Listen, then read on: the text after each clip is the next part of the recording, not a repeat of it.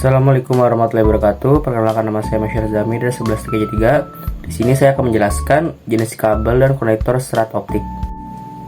Pengertian: kabel fiber optik adalah jenis kabel yang terbuat dari serat kaca atau plastik yang sangat tipis dan digunakan untuk mentransmisikan data dalam bentuk cahaya.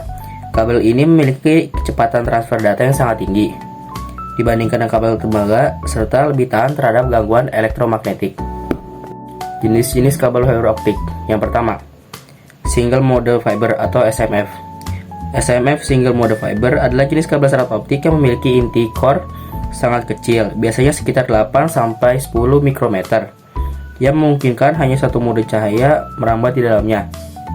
Kelebihannya, mampu mentransmisikan data dalam jarak jauh hingga 100 km atau lebih. Memiliki bandwidth yang lebih besar dibandingkan dengan multimode fiber atau MMF.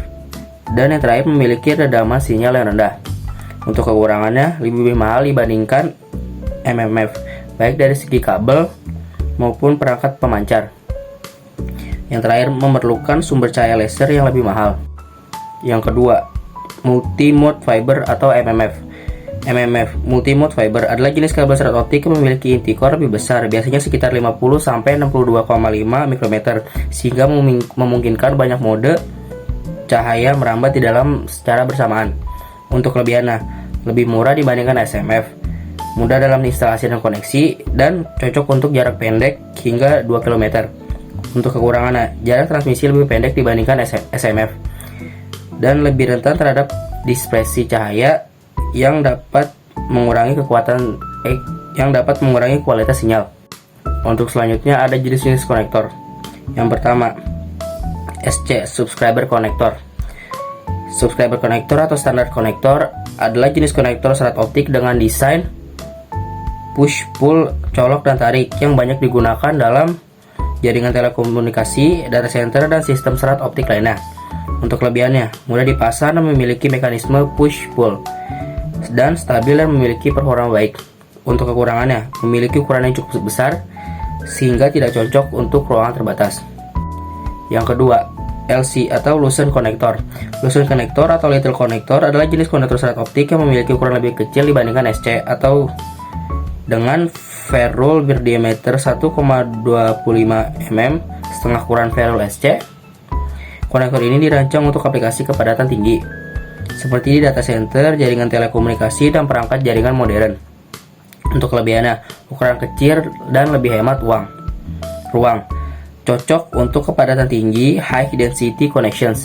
Untuk kekurangannya, lebih mahal dibandingkan SC. Yang ketiga, ST atau strike tip connector. Strike tip connector adalah jenis konektor serat optik yang memiliki desain bayonet twist lock, sehingga perlu diputar untuk dikunci ke tempatnya. Konektor ini memiliki ferrule berdiameter 2,5 mm seperti SC, tetapi menggunakan mekanisme pemasangan yang berbeda. ST banyak digunakan dalam jaringan LAN, industri, dan jaringan militer, sebelum LC dan SC menjadi lebih populer. Untuk kelebihannya, mudah dipasang dan sering digunakan dalam aplikasi jaringan lama. Untuk kekurangannya, tidak efisien SC atau LC dalam pemasangan modern. 4. FC atau ferrule connector. Ferrule connector atau fixed connector adalah jenis konektor serat optik yang menggunakan mekanisme ulir atau screw on untuk mengunci konektor ke perangkat. FC memiliki ferrule berdiameter 2,5 mm, sama seperti SC dan ST, tetapi lebih cocok untuk lingkungan yang membutuhkan stabilitas tinggi, seperti dalam jaringan telekomunikasi, sistem transmisi serat optik jarak jauh, dan aplikasi dengan getaran tinggi. Untuk kelebihannya, cocok untuk lingkungan dengan getaran tinggi. Kekurangannya, sulit dipasang dan kurang fleksibel. Untuk selanjutnya, cara menyelesaikan masalah. Yang pertama, masalah sinyal lemah atau hilang. Penyebab konektor longgar, redaman tinggi, atau kabel putus. Solusinya adalah periksa konektor, lakukan pembersihan, dan gunakan OTDR atau Optical Time Domain Reflectometer untuk mendeteksi kerusakan. Yang kedua, masalah dispersion, pelebaran pulsa sinyal. Penyebab menggunakan MMF untuk jarak jauh atau kesalahan dalam pemilihan sumber cahaya. Solusinya, gunakan SMF untuk jarak jauh atau ganti sumber cahaya dengan yang lebih sesuai.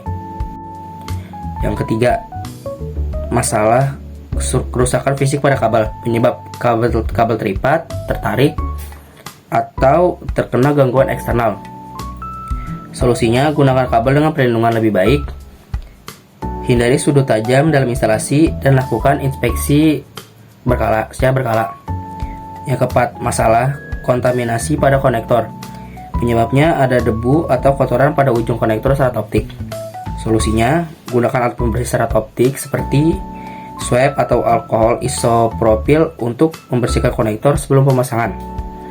Dengan pemilihan kabel dan konektor yang tepat serta pemilihan rutin, jaringan serat optik dapat bekerja dengan optimal dan minim gangguan.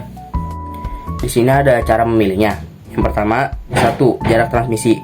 Gunakan single mode untuk jarak jauh di atas 2 km. Gunakan multimode untuk jarak pendek di bawah 2 km. Yang kedua, kecepatan dan bandwidth.